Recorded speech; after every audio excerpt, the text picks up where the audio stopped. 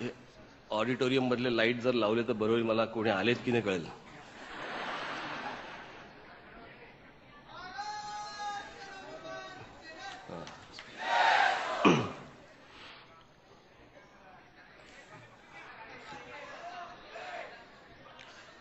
गेले 10-15 दिवस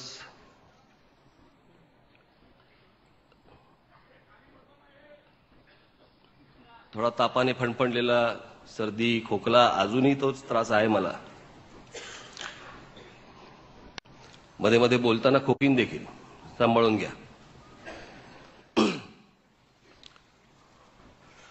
कारण ठोकायची भाषा करणारा माणूस खोकायची भाषा कशी करतो तुम्हाला जरा प्रश्न पडला असेल, म्हणून जरा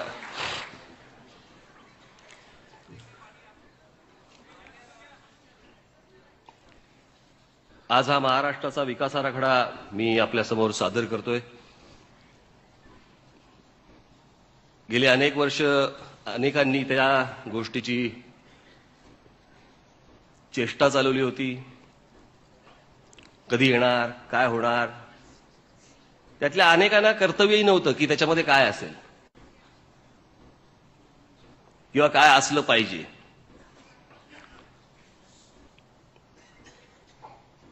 पण मी तो विचार सतत करत होतो की हे त्याच्यामध्ये काय असलं पाहिजे. आज जवळपास मला प्रत्यक्ष राजकारणामध्ये येऊन प्रचार करता करता, महाराष्ट्र फिरता फिरता जवळपास 25-26 वर्ष झाली, 27 वर्ष झाली प्रत्यक्ष राजकारणात. आणि ज्या वेळेला महाराष्ट्रामध्ये मी फिरत असायचो किंवा आजही फिरतो, निवडणुका आल्या आणि निवडणुका आल्यानंतर मग प्रत्येक ठिकाणी जाऊन प्रचार सभा घ्यायच्या, जाहीर सभा घ्यायच्या आणि सगळीकडे जाऊन एकच गोष्ट सांगायची. वर्षानुवर्ष आपली तीच गोष्ट आपण सांगतो. वर्षानुवर्ष सगळे राजकीय पक्ष त्याच गोष्टी सांगतायत, त्याच्यावरतीच निवडणुका होत आहेत. आम्ही रस्ते देऊ, आम्ही पाणी देऊ, आम्ही वीज देऊ, आम्ही नोकऱ्या देऊ. कशा देऊ? आणि वेगवेगळ्या लोकांना काहीतरी वेगवेगळ्या भूलथापांना बळी पडून प्रत्येक वेळेला वेगळी सरकार येणार, 5-5, 10-10, 15-15 वर्ष ओरबाडणार. आणि या सगळ्या गोष्टींचा विचार करताना नुसता निवडणुका, राजकारण, सत्ता याचा विचार नाही केला.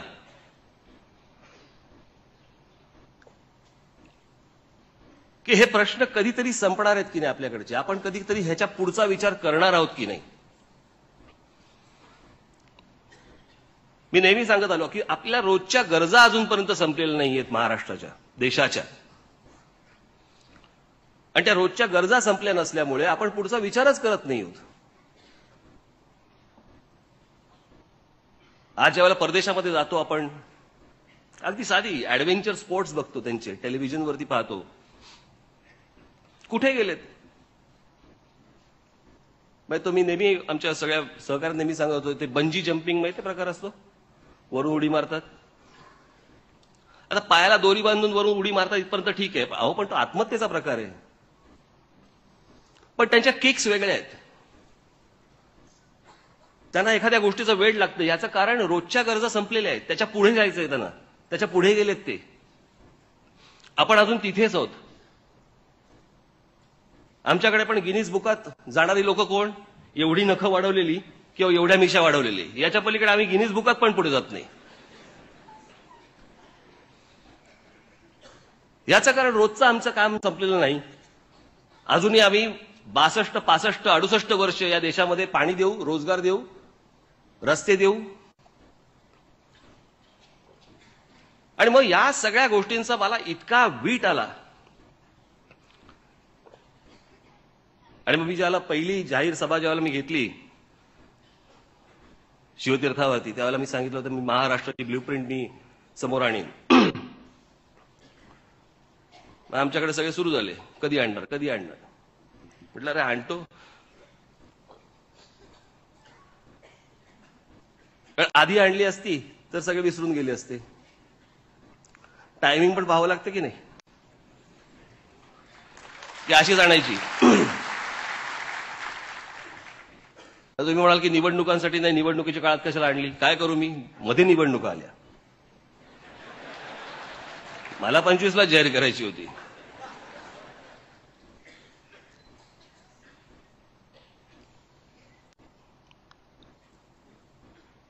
पण हा एकूणच, कारण याच्यावरती इतका सगळा विचार करून झालेला आहे. असं नाहीये की हे सगळं जे काय मांडलंय समोर हे अगदी परफेक्ट आहे. तुमच्याकडनंही अनेक गोष्टी येऊ शकतात, महाराष्ट्रातल्या अनेक लोकांकडनं अनेक सूचना येऊ शकतात. त्या ह्याच्यामध्ये घातल्या पाहिजेत, केल्या पाहिजेत. ही काय दरवाजे बंद केलेले नाहीयेत. आणि मग मी ज्याला ती घोषणा केल्यानंतर माझा विचार सुरू झालाय, करायचं कसं, कोण करणार, काय करणार. आणि मला अगदी सुरुवातीलाच, पक्षाच्या सुरुवातीलाच आपले सन्माननीय अनिल शिदोरे, आपल्या पक्षाचे सरचिटणीस, हे मला भेटले. आणि मग आपण कसं काय करायचं, आणि मग त्याच्यासाठी एक अकादमी सुरू केली. आणि त्या अकादमीतनं सगळा रिसर्च करत, अभ्यास करत करत करत आज इथपर्यंत सगळं आलंय. आज अकादमीची टीम आहे, याच्या पलीकडे अजून असंख्य लोक, अनेक लोक आहेत ज्यांना नावाची गरज नाहीये, ज्यांना नाव सांगायची आवश्यकता नाहीये, पण जे असंख्य लोकांनी या विकास आराखड्यामध्ये मदत केली. आणि त्यातनं हे जे काय आज तुमच्या समोर येतंय, आज जे मांडलं जाईल ते अत्यंत थोडक्यात आहे. की ह्या सगळ्या गोष्टींचा विचार करताना आपण कोणकोणत्या, काय काय विचार केला, की बाबा याच्या अगोदर अशा प्रकारच्या गोष्टी कोणी केल्या आहेत का, अशा प्रकारच्या ब्ल्यूप्रिंट्स किंवा अशा प्रकारचे विकास आराखडे कोणी कोणी मांडले आहेत का. मांडले आहेत, अनेक लोकांनी मांडले आहेत, अनेक राजकीय नेत्यांनी मांडले आहेत, अनेक राजकीय पक्षांनी मांडले आहेत. पण एक संशोधन करता करता लक्ष झालं की पहिला विकास आराखडा या जगात जर कोणी मांडला तर तो आपल्या सम्राट अशोकाने मांडलेला आहे.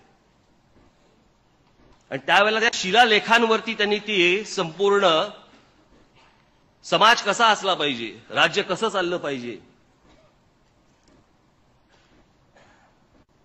महिलांबद्दलचं त्यांचं धोरण, शेतीबद्दलचं धोरण, अशा असंख्य गोष्टी ह्या शिलालेखावरती सापडल्या. आणि त्यातला महत्वाची गोष्ट म्हणजे त्यातला एक शिलालेख आपला नाला सोपारा आहे, त्यातल्या सोपारा ह्या गावी आहे.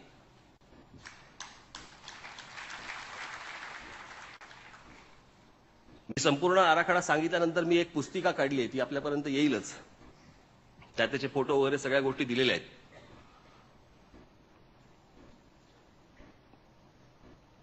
माझी काय कोणाची बरोबरी करण्याचा विषय नाहीये आणि ती होऊही शकत नाही.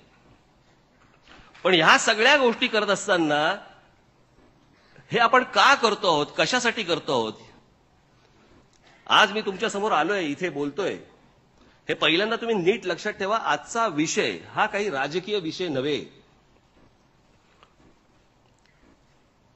याच्यात एवढं देखील संपूर्ण कार्यक्रमामध्ये एवढं देखील राजकारण नाहीये. याच्यामध्ये आजच्या संपूर्ण कार्यक्रमामध्ये फक्त महाराष्ट्राचा विकास, याच्या पलीकडे दुसरा विषय नाही.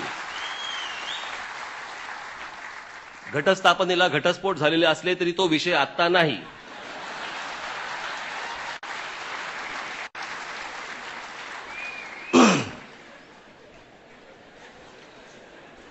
आजचा विषय हा फक्त महाराष्ट्राचा.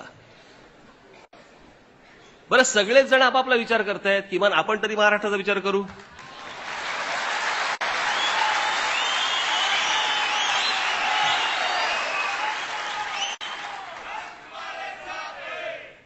त्याच्यामुळे मी पहिल्यांदा एक थोडक्यात आपल्याला कार्यक्रम काय असेल हा मी आपल्यासमोर मांडतो. मला ज्या काही गोष्टी आपल्यासमोर अगदी एकेका ओळीमध्ये मी मांडणार आहे, त्या मांडून झाल्यानंतर आपण जी ह्या संपूर्ण विकास आराखड्याची जी वेबसाईट केलेली आहे त्याच्याबद्दल थोडक्यात तुम्हाला माहिती दिली जाईल, महाराष्ट्राला ती कळेल. आणि जवळपास ती वेबसाईट जर समजा तुम्ही बघितल्यानंतर तुमच्या लक्षात येईल की त्याच्यामध्ये सगळ्या गोष्टींच्या, अनेक गोष्टींच्या डिटेल्स दिलेल्या आहेत. जवळपास आत्ताच ती वेबसाईट 2.5 ते 3 लाख शब्दांची आहे. किती प्रकारच्या काय काय गोष्टी झाल्या, त्याच्यामध्ये काय काय प्रकारचं संशोधन झालं, कोणकोणत्या गोष्टी आल्या, किती गोष्टी वाचल्या गेल्या, कोणाकोणाला भेटलं गेलं, सगळ्या गोष्टी आहेत त्याच्यात. त्याच्यामुळे हा काही वरवरचा भाग नाहीये, हा काही जाहीरनामा नाहीये. हा या राज्यामध्ये कोणत्या गोष्टी कशा प्रकारे व्हायला पाहिजेत, कशा प्रकारे होतील, मला माहित नाही, कल्पना नाही तुमच्या मनामध्ये काय असेल. आता इथे माझे पत्रकार बांधव आलेले असतील, त्यांच्याही मनामध्ये काय असेल मला काही कल्पना नाही, कारण प्रत्येकाचा विचार वेगवेगळा चालतो. मी मध्यंतरी बघितलं एकदा त्या व्हॉट्सअपवरती राज ठाकरेंची ब्ल्यूप्रिंट कशी असणार तो मला दाखवतोय, आणि मी बघितली ते त्या आर्किटेक्ट लोकांचे निळे कागद असतात ना, ते मांडलेले असतात नाही का सगळे, असे काही काही डिझाईन केलेलं, तसे काहीतरी फोटो बिटो टाकले होते, बागा बिगा काहीतरी वगैरे. माझं काही भांडण नाही ना, त्याचाही एक विचार असू शकतो. पण आज हे जे समोर तुमच्या मांडणार आहे, कदाचित तुम्हाला असं वाटेल की थोडंसं वृक्ष असेल, पण ते जर तुम्ही समजून नाही घेतलं आज, तर महाराष्ट्राच्या भविष्याचा आपल्याला विचार नाही करता येणार, महाराष्ट्राच्या भवितव्याचा विचार नाही करता येणार. ही गोष्ट ही एक तुम्हाला चालना देणारी गोष्ट आहे असं पकडा, ज्याच्यातनं तुम्ही अजून वेगळा नवीन विचार केला पाहिजे आणि पुढे गेलं पाहिजे. त्याच्यामुळे ही गोष्ट करताना आपण काय काय गोष्टी थोडक्यात पाहिल्या मी आपल्या समोर इथे ठेवू इच्छितो. की हे मुळात विकास आराखडा कशासाठी, त्याच्या आम्ही काही एक 8-10 गोष्टी पहिल्यांदा काढल्या. त्यातलं सगळ्यात महत्वाचं म्हणजे आपल्या सर्वांना, सर्व मराठी समाजाला एक स्वप्न पाहता येईल. 2, आपण भविष्यात बघायला शिकू. 3, रोजच्या प्रश्नांच्या पलीकडे जायला लागेल. 4, आपलं मूल्यमापन आत्मपरीक्षण होईल. 5, समाज चिरंतन टिकावा, संपन्न राहावा याचा विचार होईल. 6, सर्वांगीण मूलगामी विचार करता येईल. 7, काही जगावेळा विचार करण्याची संधी मिळेल. 8, समाजातील सर्वांचा साकल्याने पूर्णपणे विचार करता येईल. 9, महाराष्ट्राला प्राधान्यक्रम ठरवता येईल. हे पहिल्यांदा आम्ही काही गोष्टी अशा ठरवल्या. हे ठरवत असताना विकासाचा अर्थ, विकास म्हणजे काय, ह्या सगळ्या गोष्टी त्या पुस्तिकेमध्ये आहेत, मी तितक्या डिटेलमध्ये जाणार नाही. पण हे करत असताना काही आम्ही एक 10 प्रश्न अजून एक विचार केला की हे करत असताना कशा अंगाने आपण जायला पाहिजे, कोणत्या गोष्टींचा विचार करून आपण प्रश्न हाताळले पाहिजेत. त्यातला एक होता, लोक सुरक्षित आहेत का. 2 होता, महाराष्ट्रातल्या माणसांमध्ये आर्थिक, सामाजिक, सांस्कृतिक, शैक्षणिक गोष्टींमध्ये भीषण अशी तफावत तर नाही ना. 3, लोकांना पुरेसं खायला आणि पुरेसं प्यायला शुद्ध पाणी मिळतंय ना. 4, लोकांना परवडणारी घरं, त्यात शांतता, खासगी जागा, नळानं पाणी, शौचालय अशा सुविधा मिळत आहेत ना. 5, त्यांना पुरेशा समाधानकारक रोजगाराच्या संधी उपलब्ध आहेत ना. 6, ते त्यांच्या मुलांना त्यांना परवडेल अशा पद्धतीनं दर्जेदार आणि नव्या युगाच्या दृष्टीने योग्य असं शिक्षण देऊ शकतायत ना. 7, त्यांना त्यांच्या जवळ आणि त्यांना परवडेल अशी आरोग्य सेवा मिळते ना. 8, त्यांना शुद्ध हवा, त्यांच्या हक्काची नैसर्गिक साधन संपत्ती, सोयी सुविधा आणि मनोरंजनाची साधनं मिळतायत का. 9, लोकांमध्ये अस्मिता जागृत आहे का. आणि 10, ते भविष्याकडे आशेने, अपेक्षेने, महत्वाकांक्षाने पाहतायत का. या 10 गोष्टींचा विचार करून वेगवेगळ्या प्रश्नांना आम्ही हात घालायला सुरुवात केली. आणि ते हात घालत असताना काय महाराष्ट्राचं, ज्याला आपण स्वॉट म्हणतो, महाराष्ट्राची स्ट्रेंथ काय, महाराष्ट्राचे विकनेसेस काय, महाराष्ट्राकडे अपॉर्च्युनिटीज काय, महाराष्ट्राला थ्रेट्स काय, मग आता सत्य काय, महाराष्ट्रातलं आता परिस्थिती काय, महाराष्ट्राबद्दल आपण जर विचार करायचा झाला तर महाराष्ट्र काय, त्याचे आम्ही साधारणपणे 30 पॉइंट्स काढले. की महाराष्ट्राकडे काय आहे, तर महाराष्ट्राकडे समाज प्रबोधनाचा, समाज सुधारणेचा फार मोठा वारसा आहे. 2, उज्ज्वल इतिहास परंपरा आहे. 3, देशात सर्वात मोठं उद्योग क्षेत्र आहे. 4, आंतरराष्ट्रीय व्यापार मार्ग, ट्रेड रूटवरील महत्वाचं स्थान आहे. 5, सर्वात जास्त शहरीकरण हे महाराष्ट्रात होते. त्याचाही आराखडा मी त्याच्यावर त्या पुस्तिकेमध्ये दिलेला आहे की कोणकोणत्या राज्यामधनं सगळ्यात जास्ती हे महाराष्ट्रामध्ये स्थलांतर होत आहे. लोकसंख्येत दुसरा नंबर आणि क्षेत्रफळात 3 नंबर. लोकसंख्येचं स्वरूप तरुणांचं प्रमाण प्रचंड. 720 किलोमीटरची कोकणची आपली किनारपट्टी, सुमारे 15% जंगल क्षेत्र, 10 कृषी उत्पन्न कमी होत चाललेलं, खूप मोठ्या प्रमाणावर इतर राज्यातून स्थलांतर, शिक्षणाचं प्रमाण चांगलं पण नोकरीयोग्य शिक्षणाची वानवा, जाती आणि राजकारण ह्यांनी समाज फाटलेला, दारूनं अनेक घरं उद्ध्वस्त, गुन्हेगारी वाढत आहे, ऊर्जा संकट आहे, दुष्काळ, पाणी टंचाई, समृद्ध चित्रपट क्षेत्र, भाषा मराठी जगातील 15वी भाषा, एकेकाळी समृद्ध सहकार चळवळ, एकेकाळचं बलवान सामाजिक कार्याचं चळवळीचं क्षेत्र, नाट्य साहित्याची उत्तम परंपरा, अनेक राष्ट्रीय आंतरराष्ट्रीय संशोधन संस्था, खालपर्यंत पोहोचलेली पंचायत राज व्यवस्था, शिक्षित महिला वर्ग आणि बहुआयामी समाज जो सर्वांना सामावून घेतो. ह्यातलं तिसरं शेवटचं जे मी आता बोललो आपल्याला, मी मध्यंतरी एका खूप मोठ्या एका अमराठी उद्योगपतीला मी भेटलो आणि मी त्यांना भेटल्यानंतर त्यांचा सगळा व्यवसाय खूप मोठे, आणि मी त्यांना विचारलं की तुम्ही इतकी वर्ष म्हटलं महाराष्ट्रामध्ये उद्योग व्यवसाय करतात इतक्या मोठ्या प्रमाणावर, म्हटलं तुम्ही महाराष्ट्रातनं सुरुवात केलीत, देशभर गेलात आणि आता तुम्ही जगभर गेलेलात, तुम्हाला या देशातल्या कुठच्याही राज्यात जावंसं वाटलं नाही, सुरुवात करावीशी वाटली नाही, तुम्हाला महाराष्ट्रात ही गोष्ट करावीशी वाटली आणि इथून तुमचा संपूर्ण उद्योगधंदा हा पसरला गेला, जगात पसरला गेला. आपलं मत काय मराठी माणसाबद्दलचं?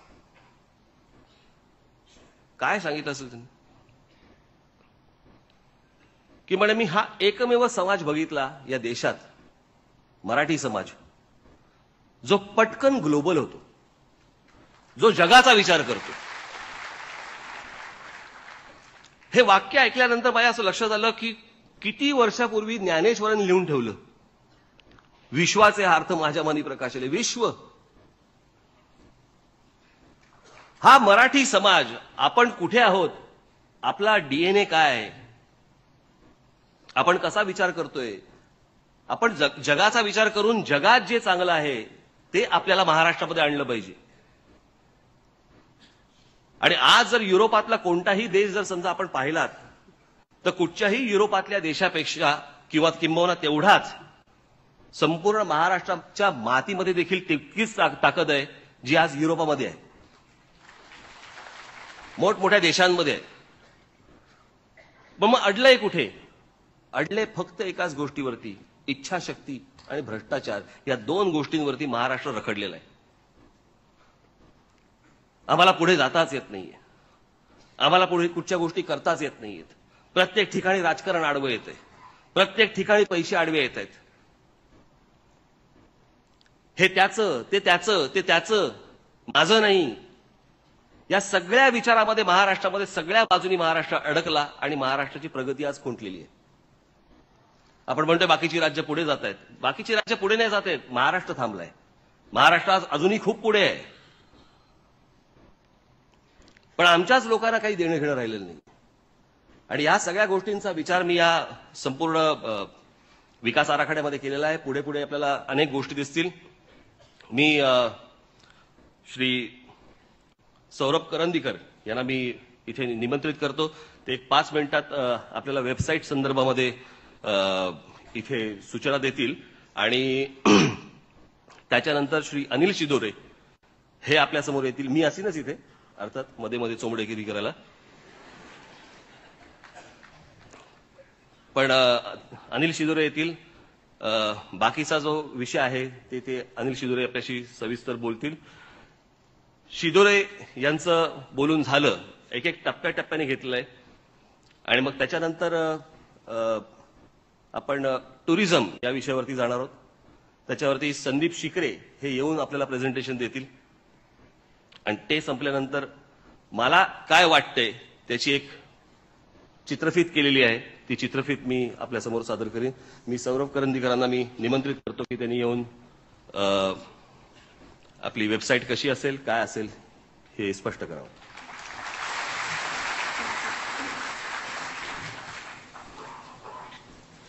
5-5.5 वर्षांपेक्षा जास्तचा अभ्यास, लिखाण आणि 2.5 लाखापेक्षा जास्त शब्द एका वेबसाईटमध्ये कसे मांडायचे हे चॅलेंज होतं.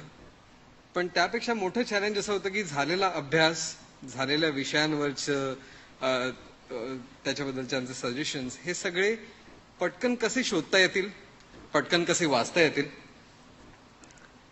हे सगळं करण्यासाठी स्ट्रक्चर कसं असावं म्हणून बऱ्याच वेबसाईट्सकडे आम्ही बघितलं. खरं सांगायचं तर विकिपीडिया सोडलं तर बाकी कोणतंही असं उदाहरण नाही आहे की ज्याचं आम्ही घेऊ शकू स्ट्रक्चर. या विकास आराखड्याच्या लोगोमध्येच वेबसाईटचं स्ट्रक्चर आहे. त्यातला पहिला विभाग आहे आमची भूमिका, दुसरा आहे मूलभूत गरजा आणि दर्जेदार जीवनमान, तिसरं पायाभूत सुविधा, चौथं प्रशासन, प्रगतीच्या संधी, मराठी अस्मिता आणि या सगळ्याचा अभ्यास तुमच्यासमोर विषयानुसार संदर्भ सूची ठेवण्यासाठी हा 7वा भाग. आणि जी वेबसाईट आहे ती सुद्धा अशीच दिसते तुम्हाला आणि प्रत्येक विषयातले उपविषय हे त्याच्या खाली मांडलेले आहेत. हे करत असताना याचं होमपेज काय असावं याबद्दल आम्ही विचार करत होतो आणि राजसाहेब म्हणाले की हे जर सगळे विषय मांडायचे तर त्याचं होमपेज हेच का असू नये, म्हणजे सगळं सगळ्यांच्या समोर येईल. प्रत्येकाला आपापले विषय असतात, प्रत्येकाला आपापले गोष्टी बघायच्या असतात, तर त्या प्रत्येकाला इथे जायला आलं पाहिजे पटकन. या वेबसाईटची URL आहे mnsblueprint.org आणि तुमचे मोबाईल पटकन काढून, आयपॅड पटकन काढून तिथे आता जाऊ नका. हा कार्यक्रम संपल्यानंतर ही वेबसाईट लाईव्ह होणार आहे आणि तुम्ही ही सगळी माहिती बघू शकता. त्याची एक झलक तुम्हाला आता दाखवतो.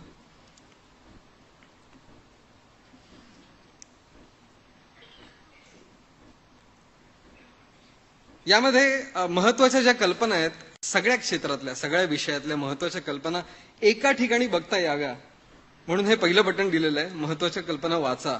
इथे तुम्ही क्लिक केल्यानंतर सगळ्या कल्पना एकत्र दिसतील. आमची भूमिका आधी समजून घ्या, त्याच्यानंतर वाचा, असं आमचं म्हणणं आहे. आणि या कल्पना बऱ्याच आहेत, मला वाटतं 150 पेक्षा जास्त कल्पना इथे आहेत सगळ्या क्षेत्रामधल्या. 172 कल्पना आहेत आणि या प्रत्येक कल्पनेच्या टेक्स्टवर जर तुम्ही क्लिक केलं, आता समजा आपण एक उदाहरणादाखल घेऊ. तिथे क्लिक केल्यानंतर त्या विषयापर्यंत तुम्हाला जाता येईल आणि त्या विषयाचा आमचा जो अभ्यास आहे, त्या कल्पना आहेत त्या सगळ्या तुमच्या समोर येतील. आणि डावीकडे जर तुम्ही बघाल तर त्या कल्पना कशा तुमच्यासमोर आलेल्या आहेत, तर विषय, त्याचा परिचय, आम्हाला पडलेले महाराष्ट्राला पडलेले प्रश्न, त्यांचं स्वरूप, हे असं का होतं याचा एक अनालिसिस, काय करायला हवं याबद्दलचं आमचं मत आणि महत्वाच्या कल्पना आणि कार्यक्रम असं आहे. तर हा सगळा अभ्यास तुम्हाला या ठिकाणी बघता येईल. हे प्रत्येक उपविभाग जे तुम्हाला दिसत आहेत त्याच्यातला एखादा समजा आपण ठरला तर त्या विभागाकडे जाऊन आपण त्याच्यातली माहिती बघू शकू. संदर्भ, आता शेवटचा जो सेक्शन आहे तो दाखवतो. या सगळ्यातली संदर्भ सूची जिथे इथे आहे, म्हणजे तुम्हाला इथे वेगवेगळ्या वेबसाईटच्या URLs आहेत, केलेला अभ्यास आहे आणि विकास आराखड्याबद्दल असं जे वरती सेक्शन आहे तिथे अभ्यास हा सगळा तुमच्या समोर ठेवलेला आहे. काही आडपडदा न ठेवता सगळं तिथे आहे. मनसे अकादमीनी आतापर्यंत तयार केलेले एकंदर मला वाटतं 100च्या वर डॉक्युमेंट्स आपण डाउनलोड करण्यासाठी तिथे ठेवलेले आहे. म्हणजे हे आमच्या पुरतेच नाहीये, तर तुम्ही डाउनलोड करून ह्या सगळ्या वाचू शकता आणि त्याच्याबद्दल आपलं मत कळवू शकता. कसं? आपले विचार कळवा असं जे आम्ही इथे म्हटलेलं आहे, तिथे तुम्ही क्लिक केलं की त्या विषयाबद्दलचं आपलं मत काय आहे ते तुम्हाला इथे टाईप करता येईल. म्हणजे आता आपले विचार मांडायचे असतील तर, राजसाहेब, हो हे शक्य करून दाखवू, ईमेल द्यायला लागेल, म्हणजे त्या ह्याचं जे उत्तर मिळेल ते तुमच्यापर्यंत पोहोचेल आणि तुम्ही आम्हाला ते पाठवू शकता. मला बरंच म्हणायचं त्याच्यामुळे मी आता पाठवत नाहीये, लाईव्ह झाल्यानंतर पाठवतो.